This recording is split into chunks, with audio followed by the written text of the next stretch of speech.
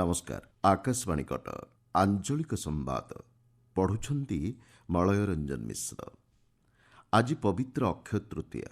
ବୈଶାଖ ମାସ ଶୁକ୍ଳପକ୍ଷ ତୃତୀୟ ତିଥିକୁ ଶୁଭଦିନ ଭାବେ ଗ୍ରହଣ କରାଯାଇ ଆଜି ଭିନ୍ନ ଭିନ୍ନ ଶୁଭ କାର୍ଯ୍ୟର ଆରମ୍ଭ କରାଯାଇଥାଏ।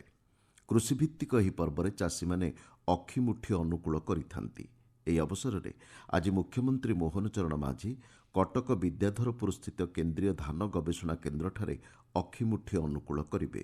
ରାଜ୍ୟସ୍ତରୀୟ କୃଷକ ଦିବସ କାର୍ଯ୍ୟକ୍ରମରେ ଯୋଗଦେବା ସହ ମୁଖ୍ୟମନ୍ତ୍ରୀ ସିଏମ୍ କିଷାନ ଯୋଜନା ଅଧୀନରେ ହିତାଧିକାରୀଙ୍କୁ ଏହି ଅବସରରେ ସହାୟତା ରାଶି ପ୍ରଦାନ କରିବେ। ଅକ୍ଷୟ ତୃତୀୟା ଅବସରରେ ପୁରୀ ରଥଯାତ୍ରା ପାଇଁ ଆଜି 3 ରଥର ନିର୍ମାଣ କାର୍ଯ୍ୟ ଆରମ୍ଭ ହେବ। ଆଜିଠାରୁ ମଧ୍ୟ 21 ଦିନ ବ୍ୟାପୀ ଶ୍ରୀଜୀଉଙ୍କର ବାହାର ଚନ୍ଦନଯାତ୍ରା ନରେନ୍ଦ୍ର ପୁଷ୍କରିଣୀଠାରେ ଅନୁଷ୍ଠିତ ହେବ। ପୁଷ୍କରିଣୀରେ ସୁସଜ୍ଜିତ ଚାପ, ଡଙ୍ଗା, ନନ୍ଦା ଏବଂ ଭଦ୍ରାରେ ଠାକୁର ବିରାଜମାନ କରି ନୌକା ବିହାର କରିବେ। ଏଥିପାଇଁ ଶ୍ରୀମନ୍ଦିର ପ୍ରଶାସନ ପକ୍ଷରୁ ସ୍ୱତନ୍ତ୍ର ନୀତି ନିର୍ଘଣ୍ଟ ପ୍ରସ୍ତୁତ ହୋଇଛି।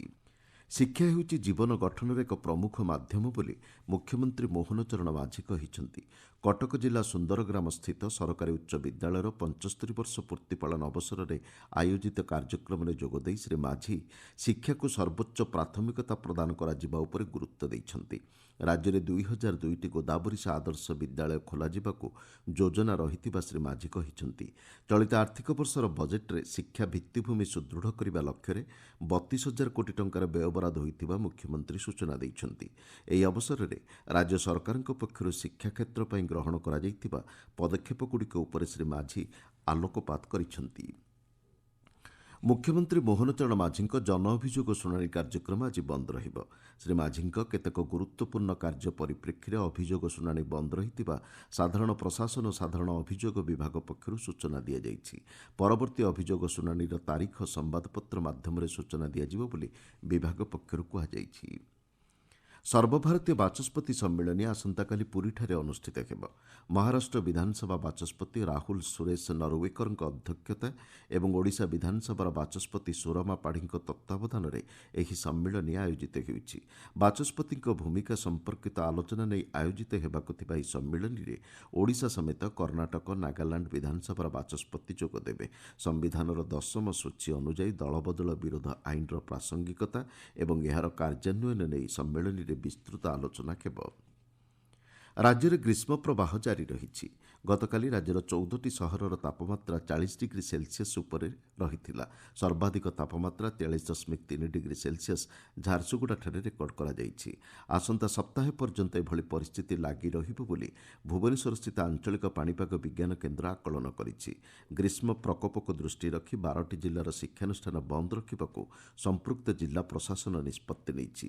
ଅଧିକାଂଶ ଜିଲ୍ଲାରେ 23 ତାରିଖ ପର୍ଯ୍ୟନ୍ତ ଶିକ୍ଷାନୁଷ୍ଠାନ ଛୁଟି ଘୋଷଣା କରାଯାଇଥିବା ବେଳେ କେତେକ ଜିଲ୍ଲାରେ ଆସନ୍ତାକାଲି କିମ୍ବା ବୁଧବାର ପର୍ଯ୍ୟନ୍ତ ଛୁଟି ଘୋଷଣା ହୋଇଛି। 10ଟି ଦେଶର ସାମାଜିକ ଗଣମାଧ୍ୟମ ଇନ୍ଫ୍ଲୁଏନ୍ସର ଏବଂ କଣ୍ଟେଣ୍ଟ କ୍ରିଏଟରଙ୍କ ଏକ ପ୍ରତିନିଧି ମଣ୍ଡଳୀ ଓଡ଼ିଶା ଗସ୍ତ କରିଛନ୍ତି। ବୈଦେଶିକ ବ୍ୟାପାର ମନ୍ତ୍ରଣାଳୟ ଏବଂ ରାଜ୍ୟ ସରକାରଙ୍କ ସୂଚନା ଓ ଲୋକସମ୍ପର୍କ ବିଭାଗ ଆନୁକୂଲ୍ୟରେ ଏହି ପ୍ରତିନିଧି ମଣ୍ଡଳୀ 16ରୁ 19 ତାରିଖ ପର୍ଯ୍ୟନ୍ତ ରାଜ୍ୟର ବିଭିନ୍ନ ଅଞ୍ଚଳ ପରିଦର୍ଶନ କରିଛନ୍ତି। ଓଡ଼ିଶା ଆଦର୍ଶ ବିଦ୍ୟାଳୟ ଏବଂ ମାଇନିଂ ଆଦର୍ଶ ବିଦ୍ୟାଳୟଗୁଡ଼ିକରେ ଚଳିତ ଶିକ୍ଷାବର୍ଷ ପାଇଁ ନାମଲେଖା ସମୟସୀମାକୁ ଆସନ୍ତା ମାସ 5 ତାରିଖ ପର୍ଯ୍ୟନ୍ତ ବୃଦ୍ଧି କରାଯାଇଛି। ବିଭିନ୍ନ ବିଦ୍ୟାଳୟର ଅଧ୍ୟକ୍ଷଙ୍କ ଅନୁରୋଧ କ୍ରମେ 6ଠ, 7ମ, 8ମ ଏବଂ 9ମ ଶ୍ରେଣୀରେ ନାମଲେଖା ପାଇଁ ସମୟସୀମାକୁ ବୃଦ୍ଧି କରାଯାଇଥିବା ଜଣାପଡ଼ିଛି। ନବରଙ୍ଗପୁର ଜିଲ୍ଲାରେ ଚଳିତ ଶିକ୍ଷାବର୍ଷ ପାଇଁ ଛାତ୍ରଛାତ୍ରୀ ସ୍କୁଲ ପୋଷାକ ବଣ୍ଟନ ନେଇ ପ୍ରକ୍ରିୟା ଆରମ୍ଭ ହୋଇଛି। ଗ୍ରୀଷ୍ମ ଅବକାଶ ଅବସରରେ ଜିଲ୍ଲାର 10ଟି ବ୍ଲକର ମୋଟ 2,34,000 ଛାତ୍ରଛାତ୍ରୀଙ୍କୁ ପୋଷାକ ବଣ୍ଟନ କରାଯିବ। ଜିଲ୍ଲା ଶିକ୍ଷା ବିଭାଗ ପକ୍ଷରୁ ଏଥିପାଇଁ ସମ୍ପୃକ୍ତ ଅଧିକାରୀଙ୍କୁ ତାଲିକା ପ୍ରସ୍ତୁତ କରି ଦାଖଲ କରିବାକୁ ନିର୍ଦ୍ଦେଶ ଦିଆଯାଇଛି। କେନ୍ଦ୍ରାପଡ଼ା ଜିଲ୍ଲା ମହାକାଳପଡ଼ା ବ୍ଲକ ଅନ୍ତର୍ଗତ ରାମନଗର ଗ୍ରାମଠାରେ ଅନୁଷ୍ଠିତ ଜମ୍ବୁଦ୍ୱୀପ ମହୋତ୍ସବ 2026 ଏବଂ ପଲ୍ଲିଶ୍ରୀ ମେଳା ଉଦ୍ଯାପିତ ହୋଇଛି। ଗାଁର ମା ଦରିଆ ରାମଚଣ୍ଡୀ ମନ୍ଦିର ପ୍ରାଙ୍ଗଣରେ 5 ଦିନ ଧରି ଏହି କାର୍ଯ୍ୟକ୍ରମ ଅନୁଷ୍ଠିତ ହୋଇଥିଲା। ଉଦ୍ଯାପନୀ ସମାରୋହରେ ଜିଲ୍ଲା ଯୋଜନା ବୋର୍ଡ ଅଧ୍ୟକ୍ଷ ତଥା ବିଧାୟକ ଦୁଷ୍ମନ୍ତ ସ୍ୱାଇଁ ଯୋଗ ଦେଇଥିଲେ। ମଧ୍ୟପ୍ରାଚ୍ୟରେ ଯୁଦ୍ଧ ପରିସ୍ଥିତି ସତ୍ତ୍ୱେ ଚଳିତ ଆର୍ଥିକ ବର୍ଷରେ ଭାରତର ଅର୍ଥନୈତିକ ଅଭିବୃଦ୍ଧି 6.8%ରୁ 7.1% ମଧ୍ୟରେ ରହିବ ବୋଲି ଭାରତୀୟ ଷ୍ଟେଟ୍ ବ୍ୟାଙ୍କ ଗବେଷଣା ଶାଖା ପକ୍ଷରୁ ଆକଳନ କରାଯାଇଛି। ଜଳବାୟୁରେ ଏଲ୍‌ନିନୋର ପ୍ରଭାବ ଏବଂ ମୁଦ୍ରାସ୍ଫୀତି ହାର 4.5% ପର୍ଯ୍ୟନ୍ତ ବୃଦ୍ଧି ଆଶଙ୍କା ସତ୍ତ୍ୱେ ଦେଶର ଅଭିବୃଦ୍ଧି ଉଲ୍ଲେଖନୀୟ ରହିବ ବୋଲି ଗବେଷଣା ଶାଖା ପକ୍ଷରୁ କୁହାଯାଇଛି। ଆଞ୍ଚଳିକ ସମ୍ବାଦ ବର୍ତ୍ତମାନ ପାଇଁ ଏତିକିରେ ଶେଷ ହେଲା। ଆମର ପରବର୍ତ୍ତୀ ଆଞ୍ଚଳିକ ସମ୍ବାଦ ଶୁଣିପାରିବେ ଅପରାହ୍ନ 2ଟା 32 ମିନିଟ୍ରେ।